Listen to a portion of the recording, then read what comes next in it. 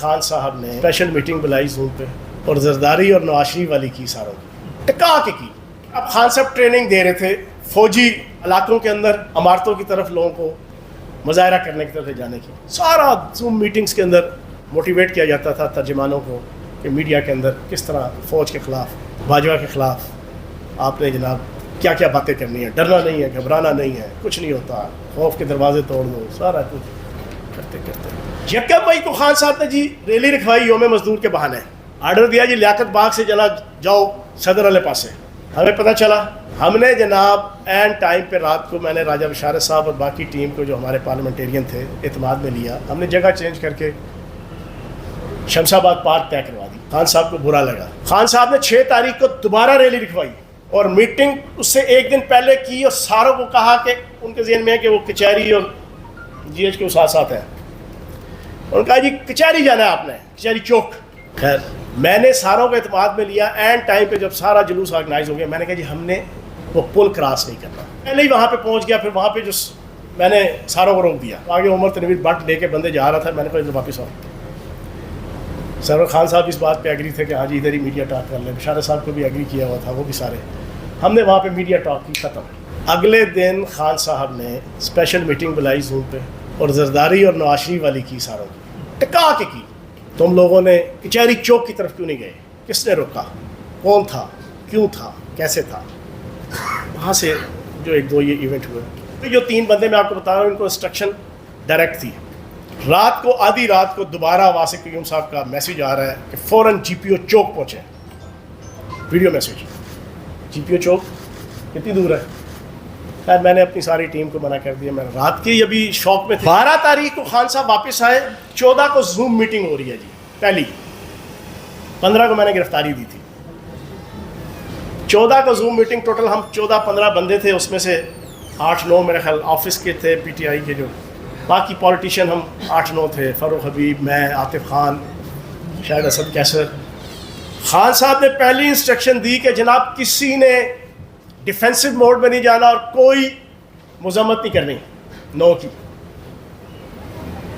पहली इंस्ट्रक्शन। फिर बीच में होते होते दूसरी जो सबसे ख़तरनाक इंस्ट्रक्शन दी, जिस पे मेरा कान खड़े हुए और मैंने फैसला किया कि मैं गिरफ्तारी दे के अगले 15-20 दिन महीना अंदर चला जाऊँ, वो अच्छा है कि बनिस्बत इसके कि अब इस फसाद फिल अर्ज़ के अंदर मैं शामिल हूँ। आतिफ खान को मुखातिब करते हुए खान साहब ने कहा, ऑन ओथ कह रहा हूँ, आतिफ खान साहब को ले लें टीवी चैनल वाले शाम को सारे टॉक शोज़ में, उसे कहें कि हलफ दे के जना कहे कि मैं बात गलत कर रहा हूँ। आतिफ खान को कहा कि आतिफ, वो KPK का सदर है मेरे ख्याल, कल मौलवी फजल रहमान आ रहा है, आज ट्वीट करो सारे कि हम पूरे पाकिस्तान खुसूसन KPK में मौलवी फजल रहमान के मदरसों के बाहर मुजाहरे करेंगे।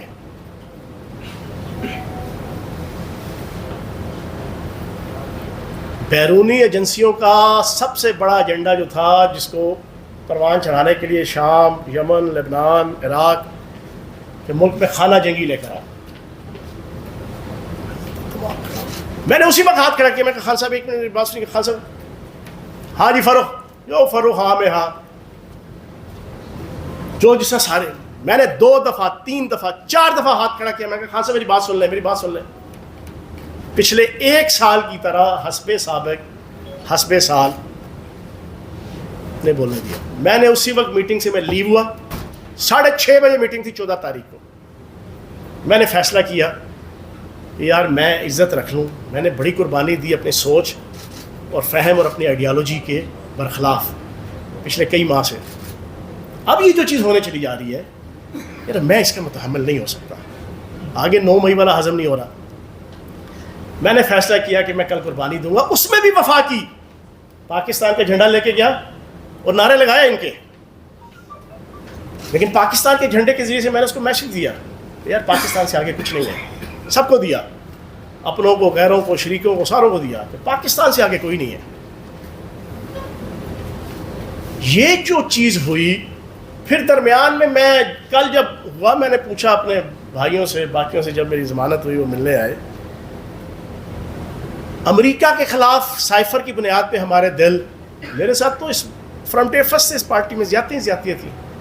جس دن میں نے پارٹی جوائن کرنی تھی 16 سال پہلے، اسی عامر کیانی کے کہنے پہ اینڈ ٹائم پہ اس دن میں نے 500 بندہ سابق ایم پی اے اپنے گھر اکٹھا کیا ہوا. عامر کیانی نے منع کیا، خان نہیں آیا، میری ٹکے آنے کی عزت نہیں رہی، میں نے اپنی عزت بچائی، 500 بندہ گاڑیوں میں بٹھایا، دفتر میں جا کے مجبوری پریس کانفرنس پکڑ کے، وہ پریس کانفرنس کر رہا تھا اپنی کوئی، میں شامل ہوا. اس دن سے لے کے آج تک جو ہوتا رہا، وزارتوں سے اتارتے رہے، پھر ڈھنگے طریقے سے ذلیل کرتے رہے، عہدوں سے اٹھاتے رہے، سب کچھ برداشت کیا 16 سال. ابھی بڑی لمبی داستان ہے، 1 سال جو جاتی ہے جو پھر کسی موقع پہ سناؤں گا میری فیملی کے ساتھ اور میرے ساتھ کیا کیا کچھ ہوتا رہا. لیکن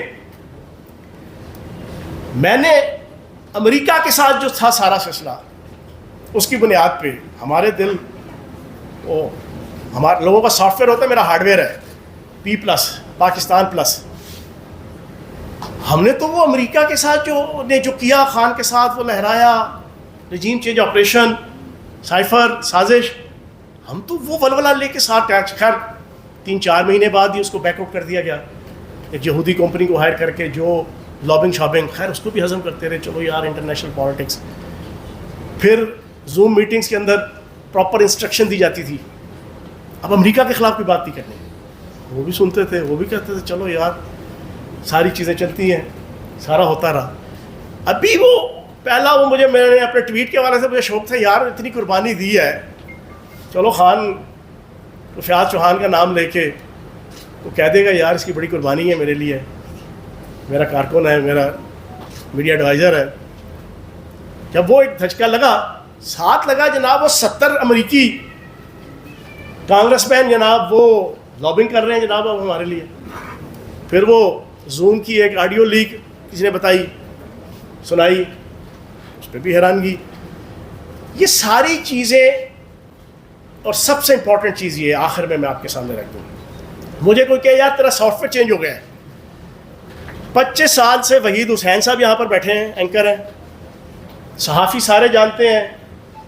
وہ ارشد انصاری صاحب ابھی یہاں سے چلے گئے، لاہور پریس کلب کے صدر، پنڈی کے سارے جانتے ہیں، تمام اینکرز جانتے ہیں، پی ٹی آئی کی ساری لیڈرشپ جانتی ہے، نون لیگ اور پیپلز پارٹی کے M N A MPs جو پچھلے 13 سال سے ٹاک شوز میں بیٹھتے تھے، پچھلے 4-5 سال سے تو میں نے سولو پروگرام کرنا شروع کیا، اس سے پہلے جو بیٹھتے تھے ان کے ساتھ بحث و مباحثہ ہوتا تھا، سب جانتے تھے. میرا ہارڈ ویئر P+ اور فوج پلس ہے. فوج سے جو محبت ہے، کیونکہ میرا ایمان ہے، میں ایک جماعت اسلامی کے جو ایک پروسیس سے نکل کے آیا ہوں، میں اپر مڈل کلاس، پڑھی لکھی اپر مڈل کلاس سے میرا تعلق ہے، فرام پچھلی کچھ 4-6 نسلوں سے. وڈیرے اور جاگیرداری اور سرمایہ داری سے مجھے سخت نفرت ہے، اسپیشلی سیاست کے اندر اگر کی جائے. میرا یہ ایمان ہے، جو ان ساروں سے ڈسکشن ہوتی تھی، بیٹھے ہوئے بھائی صاحب یہاں پہ بڑا مجھے کرٹیسائز کرتے تھے کہ جناب کیا یار اپنے آپ کو ایک سائڈ پہ جناب لگا دیتے ہو جناب فوج کی محبت میں اور اس میں اور فلاں. میں کہتا تھا یار مجھے صرف اس چیز کا دکھ ہوگا جس دن میرے پہ ٹیگ لگے گا میں را کا ایجنٹ ہوں، میں CIA کا ایجنٹ ہوں، میں موساد کا ایجنٹ ہوں، میں MI6 کا ایجنٹ ہوں. میں نے انڈین چینلز میں بیٹھ کے پچھلے 7 سال میں نے پاکستان کی اور پاک فوج کی جنگ لڑی، اور آپ یقین جانیں 1 مئی سے لے کے 9 مئی تک، پھر 9 مئی سے لے کے 15 مئی تک مجھے کم از کم 35 دفعہ انڈین چینل کے فون آئے، کچھ 6-7 چینلوں کے. ارناب گوسوامی کی پروڈیوسر نے بھی فون کیا کہ سر ہم نے آپ کو لینا ہے. یقین جانے میرا ایک ہی جواب تھا کہ یہ ہماری ملک کا انٹرنل مسئلہ ہے، میں ملک دشمن اور انڈیا کے چینل میں بیٹھ کے اپنے ملک کی انٹرنل پالیٹکس پہ ڈسکشن نہیں کر سکتا. خدا کی قسم 14 تاریخ کو ارناب گوسوامی کی جناب پروڈیوسر، اور وہ کسی نے ٹیپ بھی کیا ہوگا کیونکہ وہ ڈائریکٹ آتا ہے +91 کے نمبر پہ جو نا، ایجنسیوں نے کیا ہوگا، ملکی غیر ملکی ساروں نے. میں نے کہا سوری میں ملکی معاملات کو جو ہے نا انڈیا کے چینلز میں نہیں کر سکتا. میں ابھی بس آخری بات کر رہا ہوں. تو آخر میں جناب میں اپنی اس آئیڈیالوجی پہ قائم ہوں، انشاءاللہ سیاست کریں گے، موجودہ حکمرانوں کے خلاف اپنی جد و جہد جاری رہے گی، اور انشاءاللہ جو حالات بنیں گے، شاہ محمود قریشی صاحب، اسد عمر صاحب، चौधरी परवेज़ इलाही साहब से मैं आज से 6-7 दिन बाद जाके उनसे भी मुलाकात करूँगा। हम इस मेहनत को ज़ाया नहीं होने देंगे और एक नए प्लेटफॉर्म से एक अच्छे तरीके से इंशाअल्लाह मुल्क और कौम की खिदमत करेंगे।